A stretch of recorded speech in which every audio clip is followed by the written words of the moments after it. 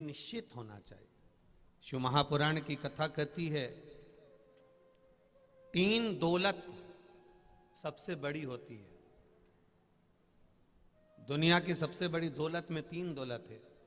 पहली है, तुम्हारे घर में धन बढ़े उससे मतलब नहीं होना चाहिए, तुम्हारा दिल बड़ा होना चाहिए। यह दुनिया की सबसे पहली दौलत है। घर में धन बढ़ा कि ना बढ़ा, घर में वैभव बढ़ा कि नहीं बढ़ा, घर में सत्ता बढ़ी कि नहीं बढ़ी, घर में दौलत बढ़ी कि नहीं बढ़ी, उससे मतलब होना ना चाहिए, पर तुम्हारा दिल बड़ा होना चाहिए।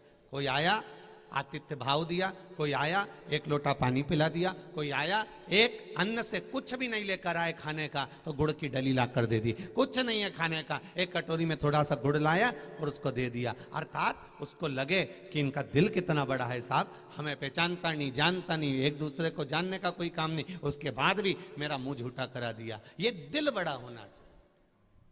तीन दौलत में सबसे प्रथम नंबर पर है तुम्हारा वैभव बढ़े कि ना बढ़े, तुम्हारा धन बढ़े कि ना बढ़े, तुम्हारी सत्ता बढ़े कि नहीं बढ़े, तुम्हारा दौलत बढ़े कि ना बढ़े, पर तुम्हारा दिल बड़ा होना। बीज सोयाबीन हो, गेहूं हो, ज्वार हो, मक्का हो, तरबूजा, खरबूजा, करेला, जो बीज आप पृथ्वी में बो रहे हो, उस बीज को अगर कढ़ैया में डालकर आगी में अगर सेक लिया जाए, आगी में उसको तपा लिया जाए और तपाने के बाद आगी में सेकने के बाद उस बीज को बोया जाए तो उसमें अंकुर होएगा, उसमें पौधा लगेगा। बोलते जाओ जरा, जम के बोलो रे देपलपुर वालों, आवाज नहीं आ रही, जम के बोलो। नहीं लगेगा। उस बीज को तुमने सेक लिया, ज्वार को सेक लिया, मक्का को सेक लिया, चने को सेक लिया, सोयाबीन को सेक लिया, गेहूं को तुमने कढ़ैया में डालकर सेक लिया और सेकने के बाद उसको जब आंच पर चढ़ाया, गर्म हो गया और गर्म होने के बाद उसको जमीन में बोया तो बीज अंकुरित होगा? नहीं होगा। वो बीज अंकुरित नहीं हो सकता। पर वही बीज बिना आंच पर चढ़ा हुआ, बिना गर्म किया हुआ, बिना तपा हुआ, बिना अग्नि के चढ़ा हुआ, वो बीज आप कहीं पर भी ले जाके पटक दो, अंकुरित होगा कि नहीं होगा? बोलो बोलो, जम के बोलो। हो जाएगा। गेहूं पटका, बोया, चना पटका, उगा, सोयाबीन पटका, उगा, ज्वार पटकी, उगा, मक्का पटकी, उगा। अगर उसको सेक लिया, उसको तपा लिया, उसको गर्म कर लिया, उसको बहुत गर्म कर लिया, वो सिक गया, मूंगफली का दाना सिक गया, चना सिक गया, तो वो अंकुरित नहीं हो सकता, उसमें पौधा नहीं लग सकता। उसी तरह जब तक वो सिकेगा नहीं, जब तक वो गर्म नहीं होगा, जब तक वो सिक नहीं पाएगा, तेज आंच में उसको नहीं ले जाया जाएगा, तो वो अंकुरित हो सकता है। शिव महापुराण की कथा यही कहती है कि जब मन ठंडा होगा, हृदय ठंडा होगा, बुद्धि ठंडी होगी, क्रोध में तपी ना होगी, तो इसमें भी परमात्मा प्रवेश कर जाएगा। और अगर ये तप गई तो फिर प्रवेश नहीं कर पाएगा, फिर ये अंकुरित नहीं हो सकता। अग्नि में तपने के बाद ये अंकुरित नहीं होगा।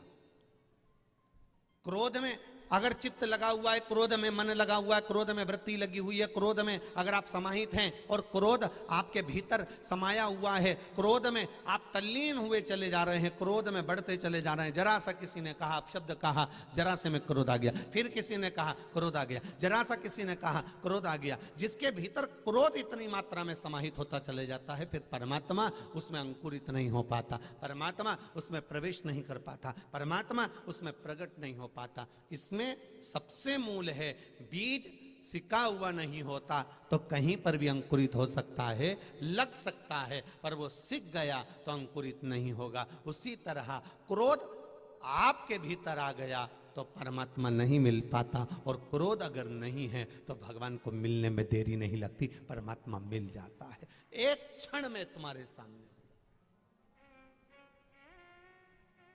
मैंने तेरे ही भरोसे बाबा, तेरे ही भरोसे हवा बिच उड़ती जावांगी, बाबा डोर हंतो छठी कटी भोले में तेरी शंभु में तेरी हवा बिच उड़ती जावांगी बाबा डोर हंतो छठी नामे कटी। आपके भीतर क्रोध नहीं आना चाहिए, आपके भीतर तपन नहीं होना चाहिए। अहंकार, आसक्ति, तृष्णा, वासना, लोभ, क्रोध, ये सब हमारे मन को अंकुरित नहीं होने देते, हमारे मन को परमात्मा में नहीं लगने देते, हमारे मन को भगवान की भक्ति में नहीं रमने देते।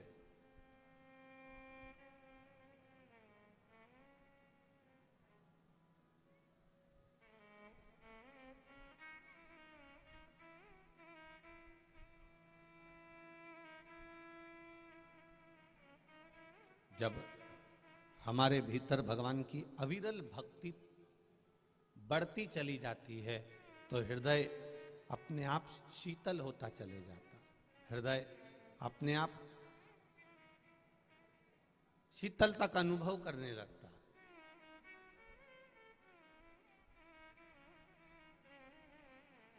अब किसी का नाम रख दो शांति और मालूम पड़े भीतर की शांति नहीं हो और दिन भर करे क्रांति, तो फिर वो शांति नाम रखने से मतलब क्या हो गया? भीतर की निर्मलता लेकर आइए, भीतर की शुद्धता लेकर आइए, और जब भीतर की शुद्धता आएगी, भीतर की निर्मलता आएगी। जैसे कई बार हम कथा में कहते हैं कि शिव जी को जल चढ़ाओ पर छल से मत चढ़ाओ। छल से मतलब मैं तो रोज भगवान के मंदिर में पोछा लगाती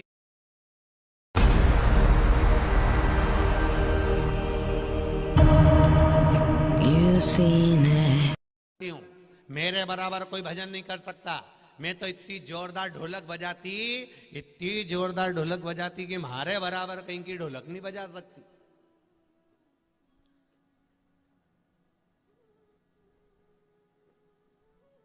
अरे उना दिना उस दिन गांव में खड़ी सत्ता हुई, कोई नहीं आया, मैं अकेली ऐसी ढोलक बजाई, ऐसा भजन गाया। अब भगवान भी मन में सोच रिया जैसी तू खड़ी सत्ता में ढोलक बजाई वैसे ही अहंकार तेरे भीतर खड़ा हो गया, फिर काहे की तूने खड़ी सत्ता में ढोलक बजाई। अरे हरतालिका तीज के दिन, बड़ी तीज के दिन गणगौर में कोई नहीं आया, मैंने सारी तैयारी कर दी, मैंने सब जमा दिया, बाकी के भाई बेरा उन तो बाद में आई, मैं तो पूरी तैयारी करके बैठ गई थी पूरी। हमारी बहुवन भी बाद में आई, ने छोरी भी बाद में आई, ने ये सब बाद में आया ना, मैंने सबसे पहले करा। अरे भगवान को धन्यवाद दो कि भगवान तुमसे मंदिर की सेवा करा रहा है, भगवान को धन्यवाद दो कि भगवान तुम्हारे हाथ से सेवा करा रहा है, भगवान तुम्हारे हाथ से पूजन करा रहा है, भगवान तुम्हारे हाथ से पूजन की तैयारी करवा रहा है।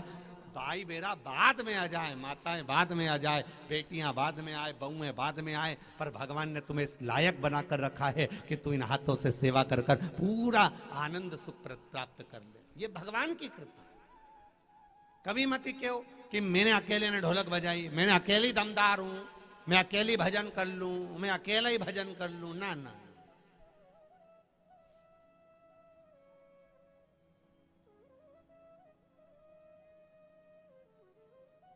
कभी मत क्यों कि अकेला, ना ना, मैं आदरणीय कैलाश भैया जी से भी कहूंगा, 7 दिन शिव महापुराण की कथा चलेगी, 7 दिन में एक बार भी मुख से मत कहना कि यह कथा मैंने कराई, आप कहना यह महादेव ने कराई है, उसके सिवा कोई नहीं करा सकता।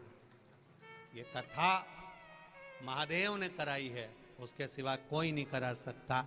अब महादेव ने जो कथा कराई है तो पूरी 7 दिन की कथा में तुम्हें इतना महादेव मिलेगा, इतना महादेव मिलेगा, कहीं का तो बिल्कुल रुद्र अवतार मिलेगा तो कहीं एकदम गंगा सिर पे धरा हुआ मिलेगा, और कहीं डमरू बजाता मिलेगा, तो कहीं त्रिशूल घुमाता मिलेगा। इतना महादेव मिलेगा पूरी कथा में। कोई तुम पर क्रोध भी करेगा, कोई अपशब्द भी कहेगा, कोई ताने भी देगा, कोई कुछ कह भी देगा, उस समय पर तुम्हें कैलाश पर्वत की तरह एकदम मौन रहना है। शंकर जी बोलते हैं और कैलाश पर्वत चुप रहता है। बस वो आनंद के साथ 7 दिन की शिव महापुराण की कथा होना चाहिए।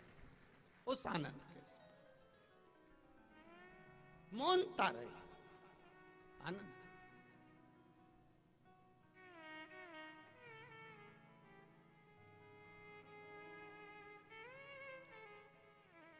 और ये हमारे चित्तवृत्ति का आनंद है, हमारे भीतर का आनंद है। एक माँ कह दे कि मैं भगवान के मंदिर में झाड़ू लगाती हूँ, मैं पोछा लगाती हूँ, ना लगाया। ये तो भोलेनाथ जी की कृपा समझो, देवादिदेव महादेव की करुणा समझो कि वो आपको इस लायक बनाए हैं कि आप मंदिर में जाकर झाड़ू लगा पा रही हो। नहीं तो मालूम पड़े ये शरीर में कोई ऐसा रोग दे देता वो, और तुम पलंग पर पड़ी रहती, तो क्या मंदिर में जाके झाड़ू लगा सकती थी? क्या मंदिर में जाकर पोछा लगा सकती थी? क्या मंदिर में जाकर सेवा कर सकती थी? वो तो उस शिव की कृपा है, उस देवादिदेव महादेव की करुणा है, वो तो उस भोलेनाथ की कुछ उदारता है, उस शंभू की कुछ कृपा है, जिसके बल पर आप सेवा कर रहे हो। 7 दिन की कथा में कोई पानी पिलाएगा, कोई रात्रि में आकर बिस्कुट बांट कर जाएगा, कोई आएगा पूरी सब्जी बांट कर चले जाएगा, कोई आएगा आपको चाय पिलाकर चले जाएगा। बैसाख के महीने में आकर कोई ठंडाई पिलाकर चले जाएगा, बैसाख के महीने में आकर कोई मुंह झूठा कराकर चले जाएगा। इन्होंने जिंदगी में कितना भी कमाया हो, कितनी भी फसल ली हो, कितनी भी दुकान चलाई हो, कितनी भी जमीन खूब व्यापार करा हो, पर एक गिलास पानी शंकर की कथा में आए हुए शिव भक्त को अगर किसी ने पिलाया है तो उसके पूर्वजों को तर्पण की जरूरत नहीं पड़ती, उसके पूर्वज यूं ही तर जाते हैं। कोई साधारण है शिव पुराण?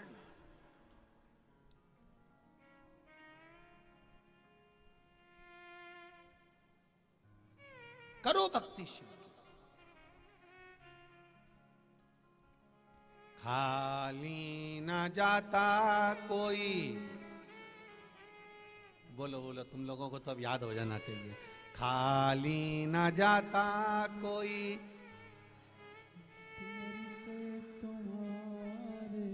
ए दीनानाथ तू चुप हो जा। जीजियों तुम गाओ रही हो, जी जाओ तुम भी गुनगुनाओ, बड़े प्रेम से बोलो। खाली ना जाता कोई, मैं भी खड़ी हूं नन्ही बाहें पसार, मैं भी खड़ा है पसार, अपने हृदय से लगा लो लगा लो, गिरा जा रहा हूं उठा लो। प्रभु अपने दर से अब तो न टालो, गिरी जा रही हूं उठा लो।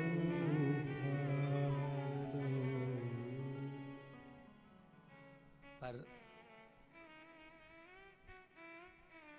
गिर रहे हैं, उठाना है। एक बूढ़ी अम्मा, बूढ़ी डोकरी रोज लकड़ी इकट्ठी करती थी, ढेर सारा लकड़ी का गट्ठा उठा लेती। इतनी थक जाती कि भगवान से रोज कहती मैं तो परेशान हो गई भोलेनाथ, मुझे उठा ले। मैं तो परेशान हो गई भोलेनाथ, मुझे उठा ले। एक दिन पार्वती जी ने भोलेनाथ जी से कहा, रोज कहती डोकरी, रोज के बूढ़ी अम्मा उठा लो उठा लो उठा लो, जाते क्यों नहीं उठाने? शंकर भगवान बोले, अगर आज बोलेगी तो मैं उठाने चले जाऊं। और जो बूढ़ी अम्मा ने कहा मैं तो बहुत परेशान हो गई भोलानाथ, मुझे तो उठा ले। इतने में शंकर भगवान प्रकट हो गए, उन्होंने कहा चल डोकरी मैं तुझे उठाने आ गया। इतने में डोकरी बोली, मैं मेरी नहीं बोल रही थी, मैं तो कह रही थी लकड़ी का गट्ठा उठा, मेरी थोड़ी ना बोल रही थी।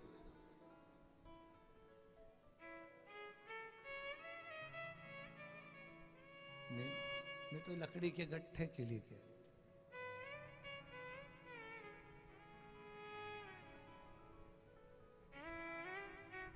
कृपा है, शिव की उदारता। भरोसे के साथ, विश्वास के साथ, दृढ़ता के साथ। दुनिया की 3 सबसे बड़ी दौलत है। उन 3 सबसे बड़ी दौलत में पहले नंबर की दौलत कौन सी है? अभी कथा में बताया कौन सी है? दिल को बड़ा रखना। दुनिया की दूसरे नंबर की दौलत है अपने मन, बुद्धि, चित्त को जम के बोलो जरा, ठंडा रखना। ये दुनिया की सबसे बड़ी दौलत है। जरा सा क्रोध आता है, मन ठंडा नहीं रहता, बुद्धि ठंडी नहीं रहती। जरा सा क्रोध आया और सब करे धरे पर पानी फेर दिया। इतनी सी देर का क्रोध, बहुत क्षण मात्र का।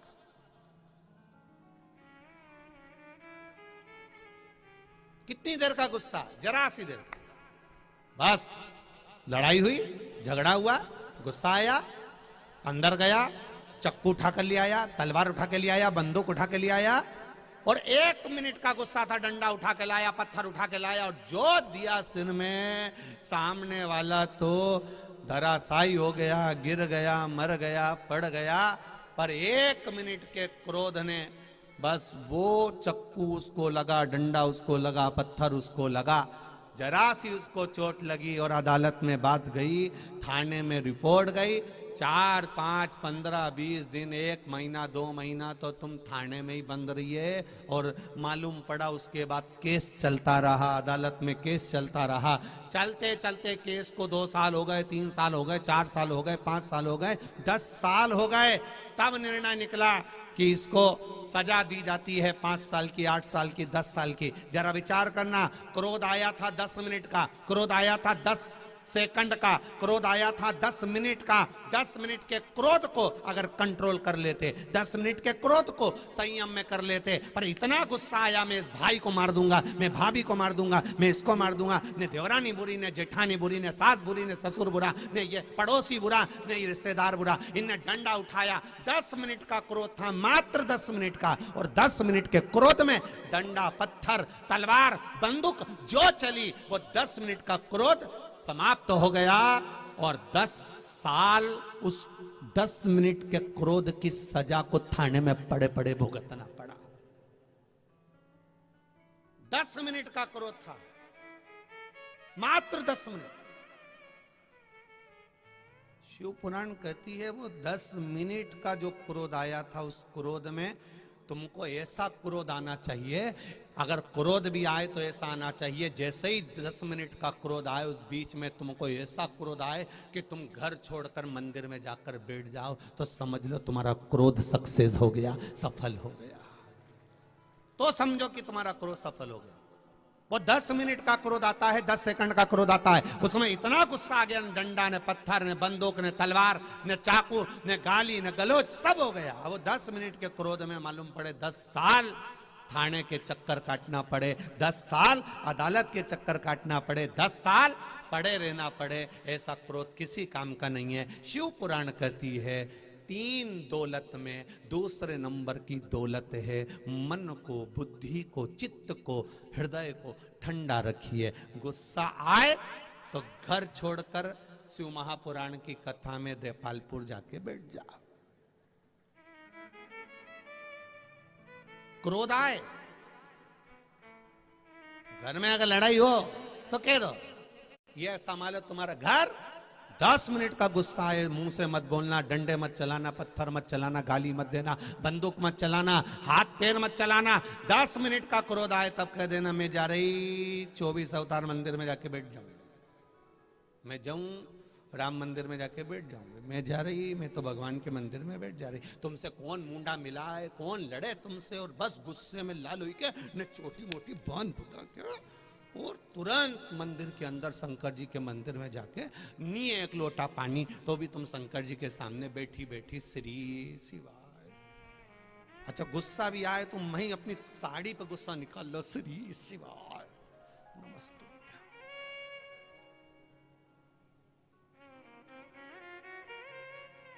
और इस बीच में कहीं का तुम मंदिर में जल चढ़ाने आ जाओ और तुमको गुस्सा और वो आ गया जल चढ़ाने, फिर क्या होगा? इन्हें हटी जा, थोड़ा साइड हो ही जा, दिख नहीं रहा मैं बैठी हूं। इतना मैं उन्हें कह दिया तो उधर सरक के तू नहीं बैठी जाए। बस फिर मन में गुस्सा आया, तो यहां भी नहीं बैठूं। फिर चली गई हनुमान जी का मंदिर में। अब हनुमान जी के मंदिर में बैठी बैठी कह रही, इतनी शक्ति देना, जैसे तुम लंका में टूट पड़े थे मैं भी घर वालों पे टूट पड़ूं, ऐसी शक्ति। हनुमान जी भी बोले, रेंदेरियो देपालपुर वाली, कहां जाए कहां जाए। अरे अगर भजन भोले बाबा का करते रहोगे तो संसार सागर से करते रहोगे। क्रोध पर संयम हो तुम्हारा।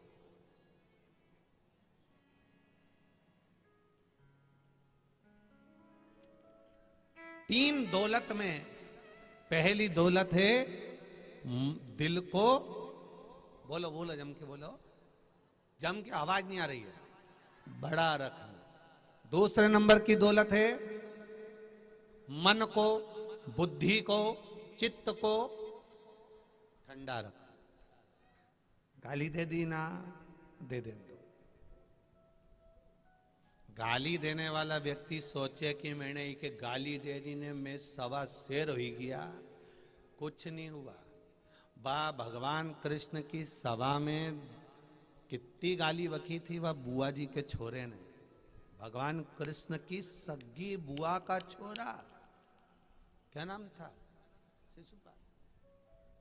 सग्गी बुआ का छोरा। गाली कोई दूसरा नहीं देगा तुमको, गाली कोई दूसरा व्यक्ति नहीं देगा तुमको, अपशब्द कोई दूसरा व्यक्ति नहीं कहेगा तुमको। जब तुम्हें बढ़ता हुआ देखा जाएगा तब तुम्हें गाली दी जाएगी। जब तुम आगे बढ़ते जाओगे, उन्नति की सीढ़ी पर चढ़ते जाओगे। अभी तुम्हारे पास में मात्र 1 बीघा जमीन थी, धीरे धीरे खरीदते खरीदते 2.5 बीघा हो गई, 2 बीघा हो गई, 3 बीघा हो गई। बस अब तैयारी कर लेना, जैसे जमीन बड़ी है वैसे गाली पड़ेगी। पहले एक गाड़ी थी, केवल साइकिल, मोटरसाइकिल आ गई, 4 व्हीलर गाड़ी आ गई, ट्रैक्टर आ गया। तैयारी कर लेना, जैसे गाड़ी बढ़ी है वैसे गाली बढ़ेगी।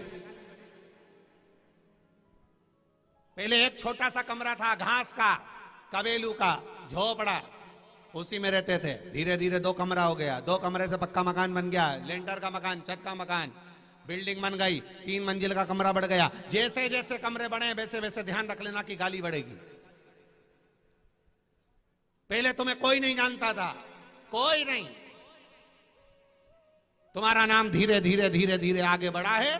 नाम अगर आगे बढ़ा है तो तैयारी कर लेना कि गाली पड़ेगी।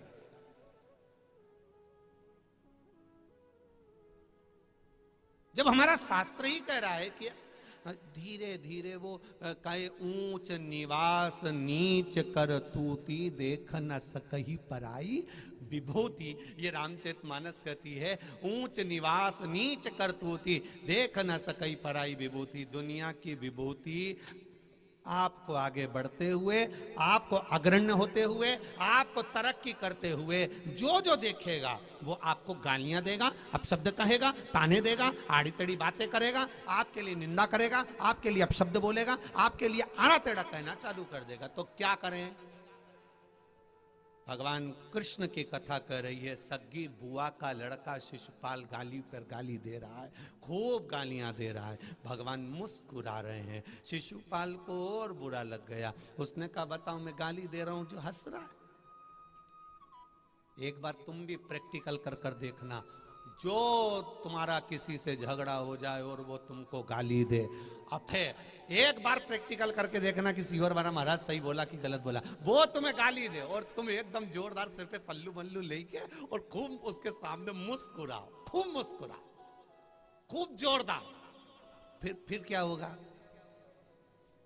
होगा क्या? वो गाली दे, और तुम तेरा तुझको क्या लागे, तन मन धन सब हे प्रभु सब तेरा। वो गाली दे रहा है, आप भजन गाओ। वो गाली दे रहा है, आप मुस्कुरा। वो अपशब्द कह रहा है, आप प्रसन्न रहो। हम तो केवल वही नहीं कहेंगे, हम ये तक कहेंगे सास भी अगर गाली दे रही है तो बहू से निवेदन है, पलट कर एक शब्द मत बोल, एक शब्द पलट कर मत बोल। बस वो गाली दे तो अंदर जा, खूब प्रेम से डेंटिंग पेंटिंग करके ने डोकरी आड़ी तड़ी बोले, और तू के सामने बेहतरीन जोरदार मोबाइल पे गाना लगा के, मैं तो चली वृंदावन राणा मेरे तो भाग जगे, राणा जी तेरे मेलों में आग लगे। बस, और खूब प्रेम से प्रसन्न थे। वो बूढ़ी माँ गाली दे और तू उसके सामने प्रसन्न से बस मुस्कुरा कर चली जा। कितनी देर देगी, कितना देर अपशब्द कहेगी, कितना ताना देगी, कितनी देर बोलेगी। बोलते बोलते तो ये रेडुआ भी अपना सिग्नल भूल जाता है, तो ये अपना सिग्नल नहीं भूलेगी। तू बस वो गाली दे तो प्रसन्न रहे, सामने वाला शब्द कहे तो प्रसन्न रहे। तुम जैसे जैसे आगे बढ़ोगे, ट्रैक्टर, ट्राली, गाड़ी, मशीन, मोटर, जमीन, जायदाद, मकान, सत्ता, जैसे जैसे बढ़ेगा वैसे वैसे तुमको अपशब्द, तुमको गालियां, तुमको ताने मिलना प्रारंभ हो जाते हैं। केवल ये सत्ता से ही मतलब नहीं होता, नौकरी में भी अगर प्रमोशन मिलता चले जाता है, पहले केवल साधारण सी वो थी, फिर 1 स्टार आया, फिर 2 स्टार आया, फिर 3 स्टार आया, फिर शेर लग गए। जैसे जैसे तुम पद पर ऊपर उड़ते चले जाओगे, वैसे वैसे तुम्हारे भी विरोधी, अपशब्द कहने वाले, गाली देने वाले, ताना देने वाले, आड़े तेड़े कहने वाले, तुम्हारे भी प्रतिष्ठा से ईर्ष्या रखने वाले बढ़ते चले जाएंगे। पहले साधारण सी तनख्वाह मिलती थी, प्राइवेट नौकरी 10,000 20,000, वही नौकरी में तुम्हारे को तनख्वाह मिलने लगी 50,000, वही नौकरी में तनख्वाह मिलने लगी 1.5 लाख। धीरे धीरे ईर्ष्यालु बढ़ने लगेंगे, गालियां मिलने लगेगी, अपशब्द मिलने लगेगा। तरक्की जहां होती है, प्रशंसा जहां होती है, आपकी आनंदता जहां बढ़ती है, वहां पर तुम्हें अपशब्द मिलेगा ही।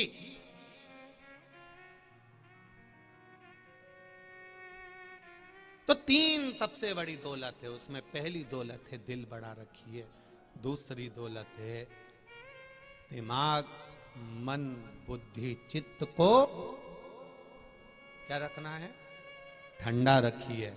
और तीसरे नंबर की दुनिया की सबसे बड़ी दौलत है अपनी जुबान को, अपनी वाणी को मीठा रखिए। ये दुनिया की सबसे बड़ी दौलत है, सबसे बड़ी दौलत। अपनी जुबान को, अपनी वाणी को मीठा रखो,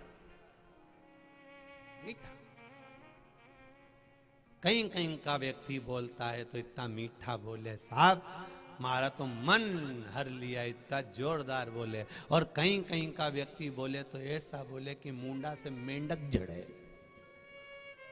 बोले नहीं मेंढक झड़े पूरा, वो बोला और इसको इतना बुरा लगे कि बस डंडा लेके कूट दूं, गाली दे दूं, अपशब्द बोल दूं। घर में भी कोई कोई व्यक्ति बोले, घर में कोई व्यक्ति को काम कराना रहना तो इतना अच्छा बोले, हमारी मौसी सास ऐसी जोरदार बोले, दोनों बहन सगी, पर हमारी मौसी सास बोले तो ऐसा जोरदार बोले, सारा काम कराई ले। और हमारी सास बोले तो ऐसा बोले जैसे आकाश में बिजली चमकने गिर के तुरंत बमूल का पेड़ पे टपकी गई, ऐसी।